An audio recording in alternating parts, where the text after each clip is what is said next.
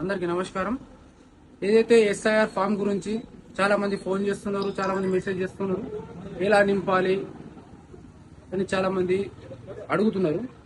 వారికి ఈ రోజు నేను సవివరంగా ఎలా చేయాలో ప్రతి డిక్టు బై డిక్టు ఒక్కొక్కటి చెప్తాను.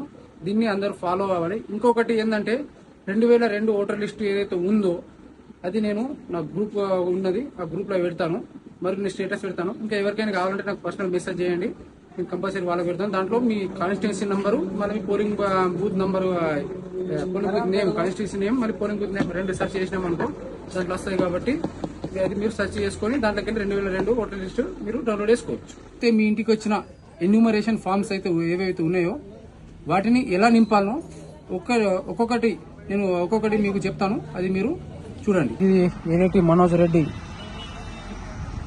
ఏదైతే ఇది గణన ఫామ్ వచ్చిందో దాంట్లో అతన్ని ఇక్కడ పేరు ప్రస్తుతము, మన క్రమ సంఖ్య ప్రస్తుతం ఏదైతే ఉందో అది వస్తుంది. ఇక్కడ బార్ కోడ్, ఇక్కడ పాత ఫోటో, ఇక్కడ కొత్త ఫోటో పెట్టాలి, ఇప్పుడు ఉన్న ప్రస్తుతం దిగిన ఫోటో పెట్టాలి. దాని తర్వాత ఈ మనోజ్ రెడ్డి అయితే ఇంకా 2002 నాటికి ఇతను ఎస్ఐఆర్ లో లేడు కాబట్టి ఇటు సైడ్ రాయాలి. అదే ఎస్ఐఆర్ లో ఉంటే ఇటు సైడ్ రాయాలి.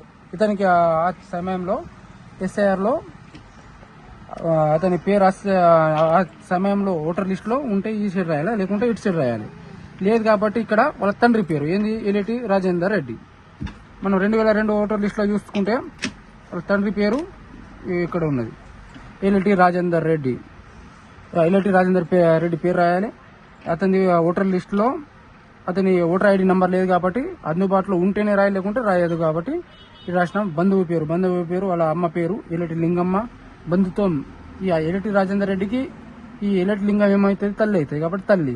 అప్పటి జిల్లా ఆదిలాబాద్, రాష్ట్రం తెలంగాణ, శాసనసభ నియోజకవర్గం బోతు. ఇది శాసనసభ నియోజకవర్గ సంఖ్య అప్పుడైతే ఇప్పుడు 00008 ఉంది కాబట్టి అప్పుడు 241 ఉండే. ఇక్కడ ఓటర్ లిస్టుల మీద 241 ఉంటుంది. భాగం సంఖ్య అంటే పోలింగ్ బూత్ నంబర్ 143. ఈ క్రమ సంఖ్య అంటే సీరియల్ నంబర్ 759. ఇది అయిన తర్వాత ఇప్పుడు ప్రస్తుతం ఉన్న అడ్రస్ పెట్టాలి. ప్రస్తుతం ఏమున్నది, డేట్ పుట్టిన తేదీ ఏమున్నది 4/9/2024.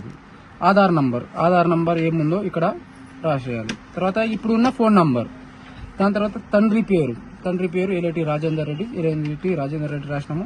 తండ్రి లేకుండా సంరక్షణ అంటే తండ్రి ఆయన ఫోటో, ఓటర్ గుర్తింపు కార్డు అంటే ఎలక్షన్ కార్డు నంబర్ లేదు కాబట్టి ఇక్కడ రాయలేము. తల్లి పేరు విద్య రాసినాం. తల్లి ఓటర్ ఐడి కార్డు ఉంటే అందుబాటులో ఉంటేనే రాయాలి, లేకుంటే రాయాల్సిన అవసరం లేదు. జీవిత భాగస్వామి అంటే పెళ్లి అయితే ఇక్కడ వాళ్ళ భర్త అయితే భర్త, భార్య అయితే భార్య. ఇక్కడ ఆమె అతని లేక ఆమె ఓటర్ ఐడి కార్డు నంబర్ రాయాలి. ఇది అయిన తర్వాత ఇక్కడ ఒకటి సిగ్నేచర్ పెట్టి మనం బిఎల్ఓకి చేయాలి.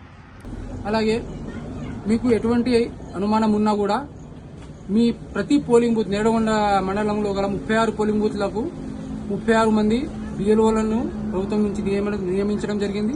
అలాగే అన్ని పార్టీలు తమ కార్యకర్తలను బిఎల్ఏలుగా అపాయింట్ చేయడం జరిగింది. మీకు ఎటువంటి అనుమానం ఉన్నా వారిని సంప్రదించండి, వారు దాన్ని పరిష్కరిస్తారు. అలాగే 18 సంవత్సరాలు అక్టోబర్ 1వ తారీఖు వరకు ఈ వచ్చే ఇప్పుడు June, July, August, September, October ఇంకా 4 నెలలు ఉన్నది. 1వ తారీఖు వరకు ఎవరికైతే 18 సంవత్సరాలు నిండుతున్నాయో వారు తప్పకుండా తమ ఆధార్ కార్డు, తర్వాత 10th క్లాస్ కంప్లీట్ ఉంటే 10th మేమో, అలాగే వాళ్ళ తండ్రి లేకుంటే తల్లి యొక్క ఓటర్ ఐడిని జతపరిచి వాళ్ళు బిఎల్ఓల దగ్గర నుంచి ఇట్లా ఫామ్ 6 అని ఒకటి ఉంటుంది, ఫామ్ 6 అని ఉంటుంది, దాన్ని నింపి వారికి ఇస్తే మీకు వచ్చే ఏదైతే ముసాయిదా ప్రకటిస్తారో, మొత్తం ఎస్ఐఆర్ ప్రక్రియ ఏదైతే ఉంటుందో ప్రకటిస్తారో ఆ రోజు దాంట్లో మీ ఓటు కూడా రావడం జరుగుతుంది.